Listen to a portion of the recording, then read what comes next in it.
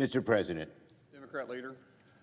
Mr. President, we're staring into the abyss of the healthcare crisis here in America.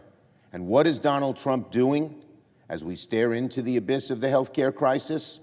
He's flying off yet again to another corner of the world while people's premiums are set to skyrocket here at home.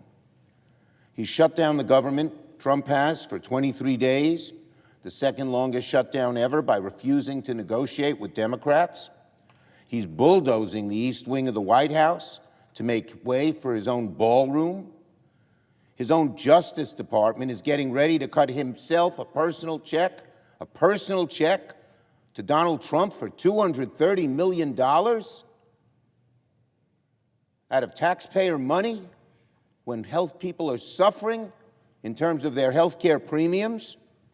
And then he caught trying to push a nominee with proud Nazi and racist views. And again, we're in the middle of a health care crisis that will decimate tens of millions of Americans. But Donald Trump doesn't seem to want to touch the topic with a 10-foot pole, and has decided to fly off to another country yet again without negotiating with Democrats. Leader Jeffries and I asked him to sit down and talk with us. We said, we need to talk. He refused. Donald Trump would literally rather fly to another country than meet with Democrats to negotiate on health care, because he knows the American people are on one side of the issue and his base, his right-wing MAGA base, is on the other. He's afraid to touch the issue. So he does his version of Johnson's shutting down the House. He flies away. It's hard to fathom someone more out of touch and oblivious to our nation's struggles than the current president. Let's take the ballroom, for instance.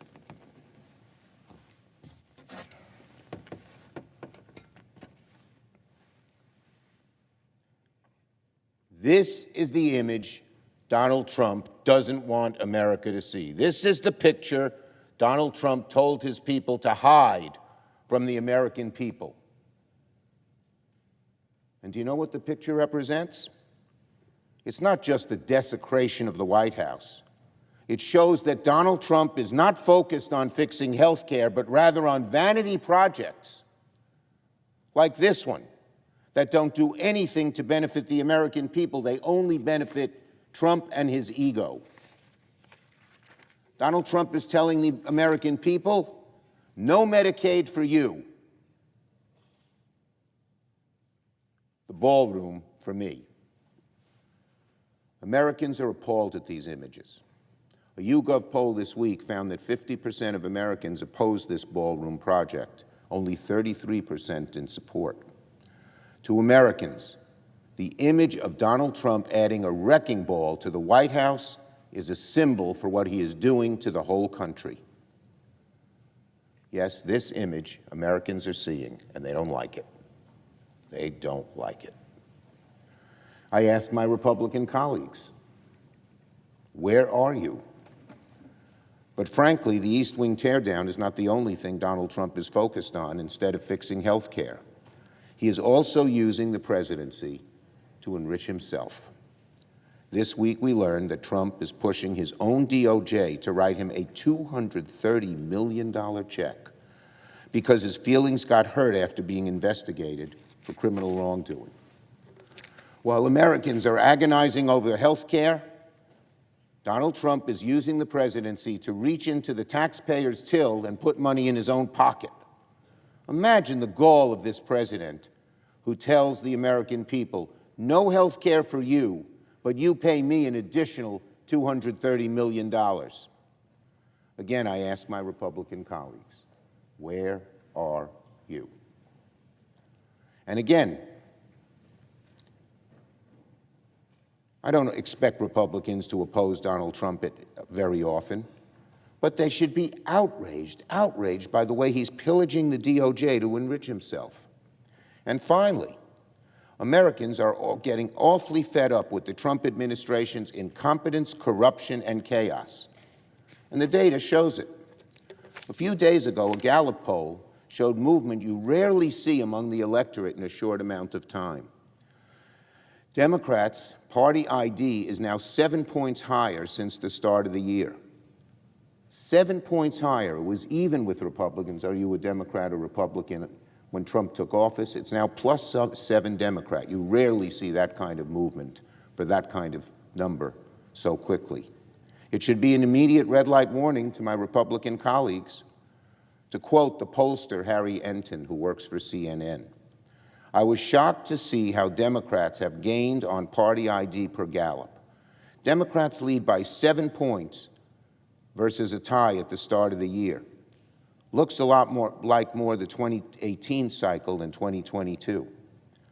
Indeed, Democrats have gained House seats in all midterms since 1990, when party ID looks like what Gallup has." That's Harry Enton, not me.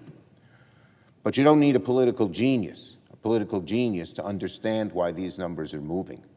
People see what Donald Trump is making. People see that Donald Trump is making their lives worse on costs, on health care, and on their financial security. We spend so much time here in Washington focused on the day-to-day back and forth. But people back home don't care about the back and forth here in Washington. They care about how much they're paying for groceries. They care about their rising electricity bills. They care about the dramatic increase so many will pay in their health care premiums very soon. What has Donald Trump done while all this is happening, while people are just sitting down at the dinner table on Friday nights and wondering how the heck am I going to pay the bills? He's enacted the biggest health care cuts in American history. He's closing rural hospitals. Americans can see with their own eyes what Trump is doing. And so I say to my Republican colleagues, beware.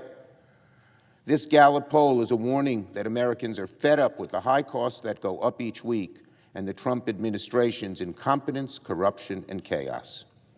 And it's only going to get worse the more Donald Trump doubles down on this shutdown and on his failed policies. Now, the Johnson bill. That is Ron Johnson, Senator Johnson. Right now, on day 23 of the longest total government shutdown in American history, millions of American families are wondering how they'll make rent, pay their bills, or put food on the table. And what's the Republican response? To hand Donald Trump and his right-hand man, Russ Vought, the originator of the evil, awful Project 2025, to hand Russell Vought even more power to decide who gets paid and who gets punished. Let me make one point very clear. The shutdown is on Donald Trump's back, and the American people know it. They know that Republicans have the presidency, the House, and the Senate, and the shutdown is on them. So, Senator Ron Johnson and Republicans are feeling the heat, have come up with this proposal. Johnson and Republicans know, because they're feeling the heat, that the American people know exactly who's in charge: Donald Trump and Republicans. When workers are laid off, when they're furloughed, when they miss a paycheck, America knows who's to blame. It's on Donald Trump's back, and that's why Donald Trump and his allies are pushing this bill. The bill would not reopen the government, which is the only permanent solution to this crisis. And Democrats want to reopen the government as quickly as we can. We want to sit down with Thune, with Johnson, with Trump, and negotiate a way to address this horrible health care crisis. We also want to make sure every last federal worker who has suffered during the Trump shutdown is taken care of. So that's why Democrats are offering two solutions that actually include all of our federal employees, not just the ones the president picks and chooses. Oh, I'll lay you off, I'll furlough you, I won't do you, I like you, I don't like you. That's not the way you govern, but that's how Trump seems to govern. Our bill is an antidote to that awful way that Trump uses when he picks and chooses winners and losers that he likes and hates. The Republican bill is a ruse. It's nothing more than another tool for Trump to hurt federal workers and American families and to keep this shutdown going for as long as he wants. We will not give Donald Trump a license to play politics with people's livelihoods. That's why we oppose this bill, the Johnson bill, because it doesn't end the pain of the shutdown, it extends it.